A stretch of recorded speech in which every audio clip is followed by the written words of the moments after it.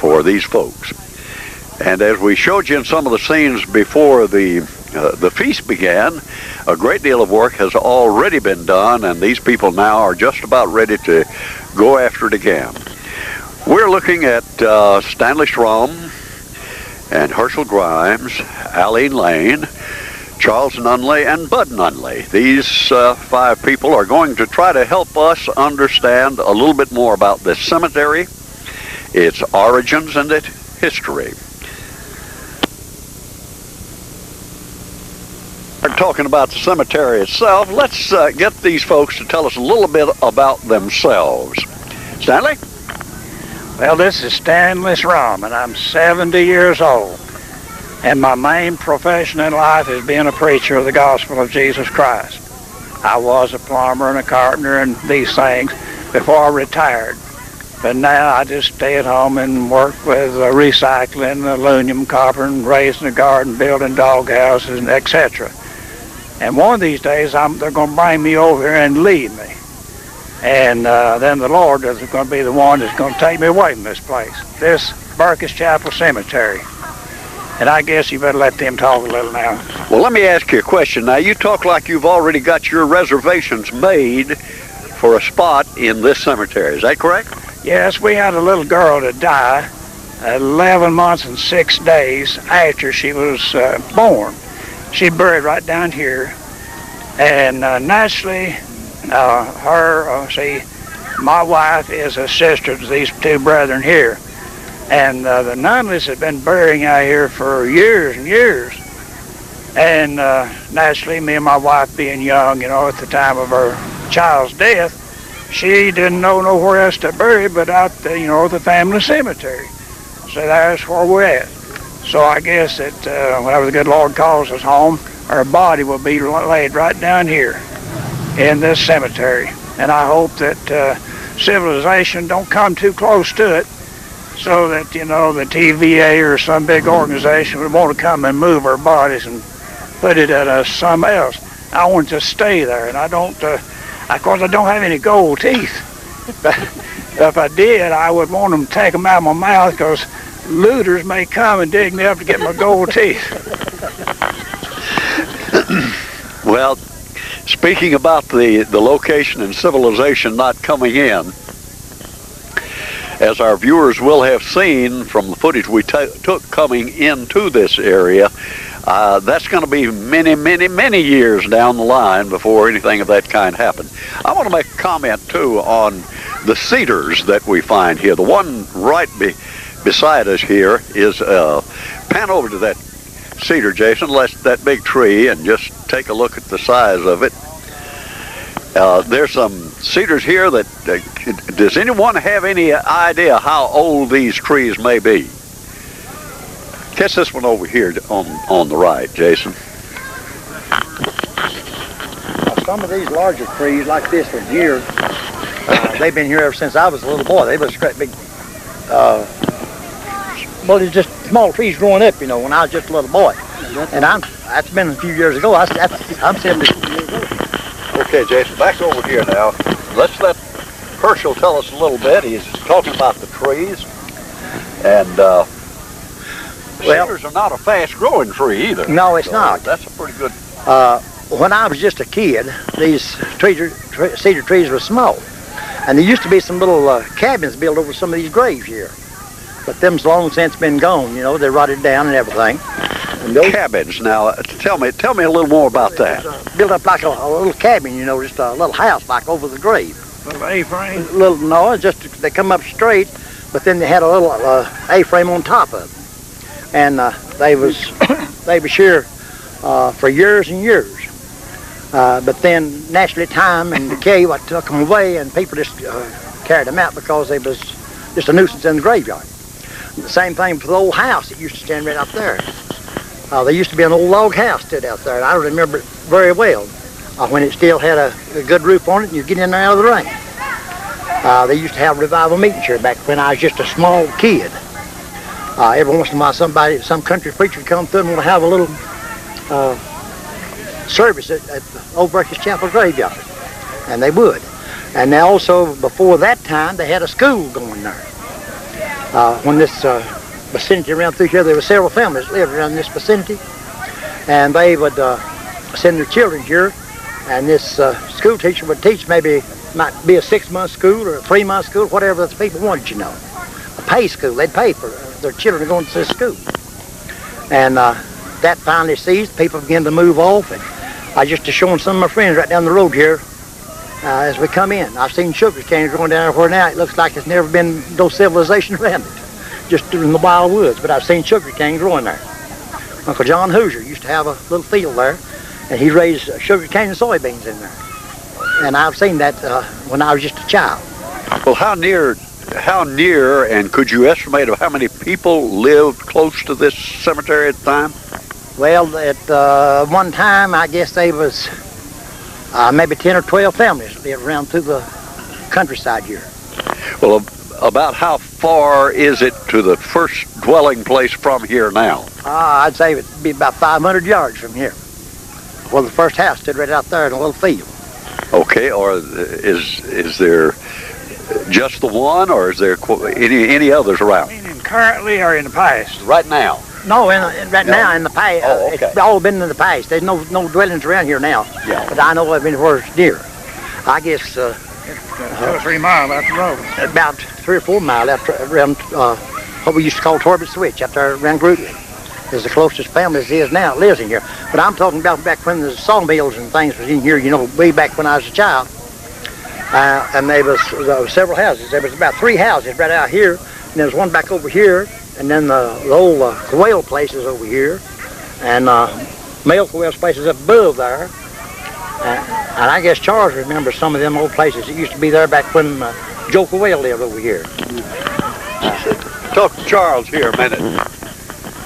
Well, I'm will be 74 years old this year. I walked across this gulch here, or canyon, proper name, I guess. We lived about 2 miles from here, and we walked across there every year since I was a kid and barefooted. I've walked across there here to the cemetery. This log house Herschel spoke of, that's the first school my dad ever went to. My dad was a well-educated man, but he was not graded as students are today. He was born in 1883, and this log house that Herschel mentioned here, that's the first place he went to school. And like I say, I've come here all of these years. I went to school down here in the bottom of this canyon when there was over 100 kids coming to school down there. Over 100 in a school at the bottom of the canyon. Yes. And there was families lived all up and down there, and the people off this mountain walked down there, and we from the other side, including these people here, Herschel and that's the ones I was telling you about, what all the families lived around here. And they went from up here then, after they abandoned the school here, they went down in the canyon. Excuse me, Charles, for butting in on you. But they would walk from down here down into the cove. We called it the cove. And people from the other side would come down there, and there was families all up and down this cove here that lived in there. They worked in timber and stuff like that, and farmed. They had little truck farms, and stuff like that. And there was quite a bunch of kids went to school down there in that cove. I went there myself. Well, in relation to where this cemetery is, where is the county line? About 1 mile. About a mile back up the road here. I don't know my directions here, north, south, or east, or west. That would be northwest from here. Yeah. So the cemetery is actually in Marion County, right? Yeah, that's right. And the school we were speaking of it's listed on the current Grundy County maps. I don't mean Grundy County, Marion County maps. It was Bryant's Cove School. Most of our teachers came from the Jasper area, and would stay board with people that lived down here in this cove. And most of us, I think, finished the 8th grade down there. And so, like I said, I've come here ever since, I can't remember when I started coming here. And my dad's cousin, he was about 90 when he died, and he said he couldn't remember when he started coming here too. Now, are your parents buried here? Yes, my parents, my grandparents, two brothers and their wives. And great-grandparents. Yeah, my great-grandparents are buried here also. Well, in a little bit, after we get through talking here, we're going to walk around the cemetery and take some pictures of some headstones and learn a little bit about the history of some of the individuals that are buried here. But, okay, Charlie? This cemetery was started, they buried a Civil War veteran here. And do you know the name, Herschel? James Wanamaker. Wanamaker, James Wanamaker. Wanamaker's buried right out there. And, All right, well, we'll get a shot of that as the first one we take a look at. And I've heard some other interesting... Nunley, and as I said, a much younger brother to Charles. And I am 69 years old, and I'm a retired teacher, spending 32 years in education. And I currently live in Murfreesboro, Tennessee. And to the best of my knowledge, there have been Nunleys in this cemetery for perhaps over 100 years, being our great-grandparents that are buried here. And our grandparents, as well as our parents and brothers that are buried here as well. Right. What else do you want me to say? Well, I think your older brother kind of filled us in on family details, where you lived and all, and so maybe I didn't get to tell you, though, about bringing the mule across the Gulf down here, pulling a sled. And that was an ordeal in itself, and you about wear out a sled before you got here with it, because you were hauling all the goodies and the food and so forth as you came over. And we would haul all the scrapings of grass and leaves and so forth out of the cemetery and dump it in the woods over here, leaving nothing but bare ground here, no grass. We would not leave any grass in here simply because there was no way to mow it. We had no lawnmowers or anything like that at the time. And so it was kind of just a lot of awful hard work in cleaning this place up. We've gone all the way many times with the cemetery being perhaps maybe slightly over half cleaned up, and we'd have to come back another time and finish it up. We've done that a few times as well. And like Charles, I've been coming here ever since I can remember, perhaps even before I can remember. Now, used to when we come here, you can look around there and see all the cars now. But when we came here then, back when we were kids, the woods was tied full of horses and wagons and teams down there, the way people came here then. And I remember one truck, it was press nails. They would come out of the pocket and there'd be a truckload of those people, and that was the only motorized vehicle here. The rest of it be wagons and teams, and many people riding their horses and tie them down there in the woods in the shade. Well, sir, as our viewers will have noticed, we have a lady sitting in the middle, and we have avoided talking to her yet. But the reason for that, of course, is going to become obvious, I think. Everybody tells me that Eileen Lane really likes to talk. So we're going to open up the mic to you now, Eileen. I can remember a lot of stories that Mama has told us about. It's happened years ago here, that in that little building it's talking about over there where those rocks are. That's where her and Daddy met one another back in about 1900 and about 19 and 1918 or 1918, somewhere along in there. And then they married, and they just agreed right afterwards that this is where they're going to be buried at. And they met at a funeral, of all places to meet, but they met at a funeral. And she just, so they, just like this little building, and she's told us a lot of things about the little building, told us a lot of stories about people that was buried here and things, and it's always, had a great memory to us hearing all these stories and things. And I can remember when I've been coming over here, this makes the 50th year that I've come. And I can remember back, I don't remember the horses and mules and things, but I remember the trucks and things coming in and having to get out and push out of mud holes. And when you get out of one mud hole, go a little piece and have to push out of another one. I can remember that. Okay, I tell you what, we're going to kind of break up now and take a walk around the cemetery. And if you will, let's hear something about these individual graves of interest here. There's one other thing that we need to point out too, and that's in this little clearing you see right across the road here For many years, there was another building there that was a chapel that was built by perhaps my father, your father, maybe even you worked on it. I came over with my father. I must have been about 10, 12 years old at the time. And we built this building, and there was one funeral conducted in it, and that was our father when he passed away in 1945. But later on, campers and hunters and so forth started building fires in the middle of the floor, and if it hadn't eventually burned down, I would have burned it myself, rather than see it abused the way it was. Yeah. But it was finally burned down, and there more than likely be no effort to put another one there. And had just the one funeral conducted in it. Correct, that was our father. Okay, well, let's take a look. Maybe we can start by taking a look at the very first grave of the grave of the very first person that was buried here. You rolling? This is James Wanamaker's grave. And my understanding was he was killed during the Civil War down here about the Polk Springs, which is about a mile down the reach here. He was killed In the battle in the Civil War. In the Civil War. A sniper got him in his head down there about the Polk Springs. Was he a soldier? Yeah, he was a soldier. In what? He belonged to the Tennessee Confederate. Tennessee Tennessee. Infantry. And that would have been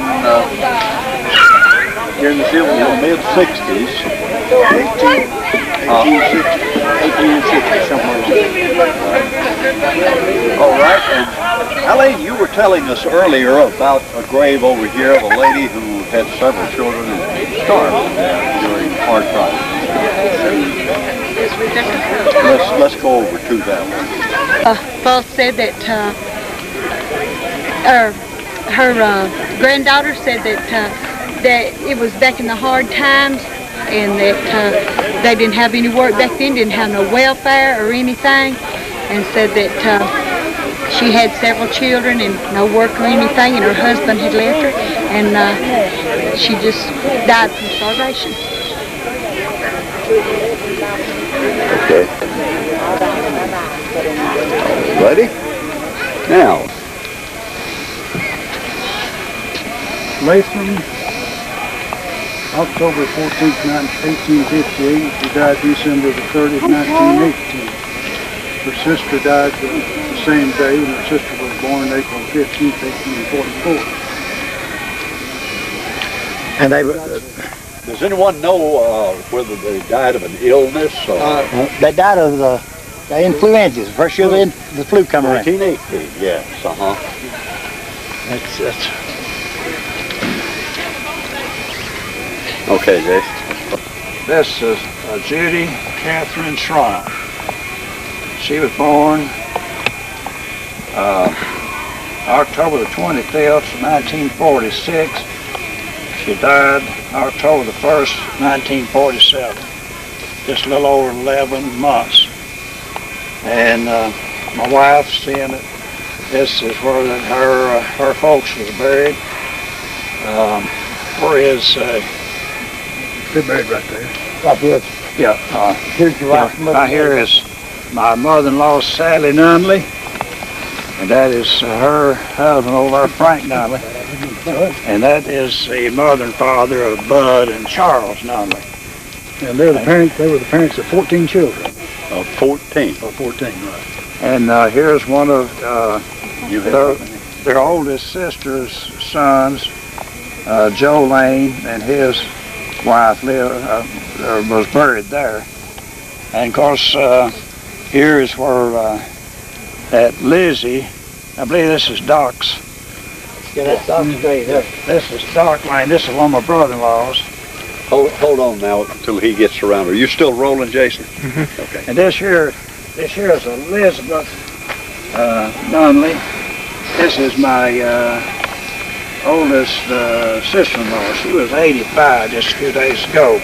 She'll be put here whenever she passes away. And that was her husband, Doc Lane. He was a good man. And of course, everybody knew there's kin folks out here in this cemetery.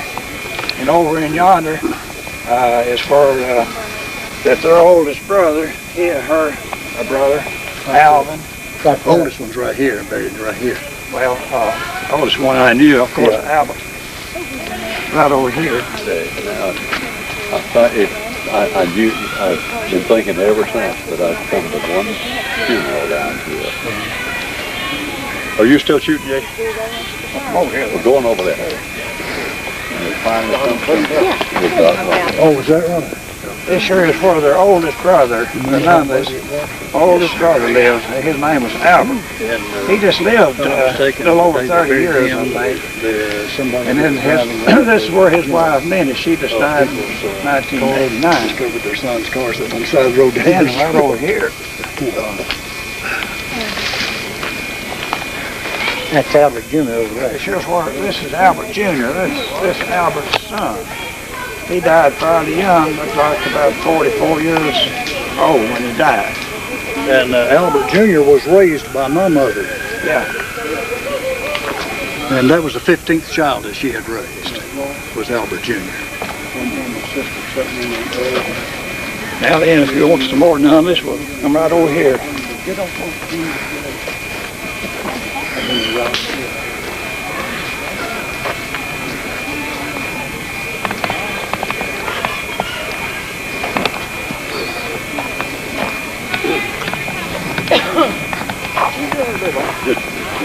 You don't have to go between. Shut it off and then. Okay, this is Alvin Nunley's place of burial. And Maggie. They were two good people. And he was a brother to this Bud and Charlie. And then this Mark over there, Robert F. He was a young man. He was this Alvin's son. He got killed in the coal mines out at Palmer. And this is his widow right there. And that's your daughter, isn't it? That's Robert's daughter there. Come on down here, Dick.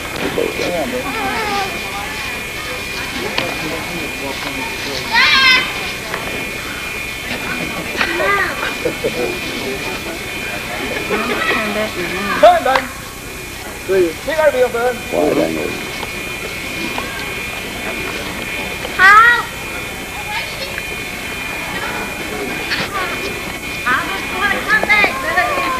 The man that took up the first offering fenced the graveyard. It used to be without a fence around it or anything like that. And he took a collection up at a graveyard working here and said, I might be the next one buried there. And sure enough, he was. He was the next one that was buried here in the cemetery. He died in 1919 Yeah, that's in August. this story's been handed down from foreparents, you know. And it said, that's what he said. And then Bob and Cleve are brothers to him, and they were killed. If you know where, let's see, you know where Tractor City is at? After in Harmon? Well, they were killed right there at that creek, right below that Tractor City. They was working on the public road, and they was in a dispute with some more fellas, and these other fellas, they killed them right there. Killed them both working on the road. Shot them or? No, they beat them to death with road tools. That's this man over here? That's Bob and Cleve here. One more person added to the crew. Herschel, you want to introduce this young lady? Now this is my second daughter, Carolyn Shipley. Married Darwin Shipley. I understand she's deeply involved in the manual labor of that's been going on out here today. Yeah, she's interested in all this stuff going on around here.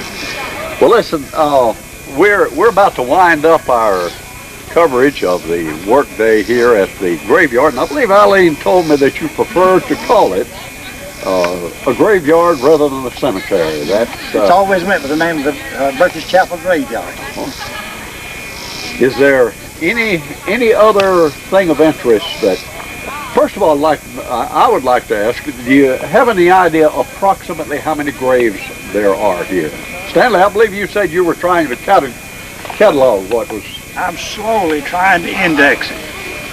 If you would check with me in about 5 years, I can talk to you about it. I'd say that's slow enough. Has anyone else got something they'd like We to can come add? here any first Saturday in August, and we'll be here. Okay, let's remember this. The first Saturday in August, this is going to happen again next year. Every year. And how about folks who've never been here before? Well, You're welcome. Welcome. Yeah. Anybody's welcome. And bring their tools. And one other thing might be of interest to you, Mr. Ashby, is I have a son that's buried out here. Got killed in that explosion in the mines. When it's 13 mines. 13. He's one of the 13 that got killed in the coal mines. And that, His name was Lee Grimes. We're also going to try to plant some trees this fall. We're going to bring in some maple and plant some more shade trees. You're going to be cutting some trees out this fall, planting some Planting trees. some trees. Planting some maple trees and some other things. All right. Try to improve the look this place. Well, if you'll let us know at GCTV when you schedule that, we'll see if we can't hustle up some people to get out here and help with it. All right. What? Appreciate it. sister is 85 years old this past month. Her plot is right over there beside her husband. She said she'd be here one way or the other next year. Okay.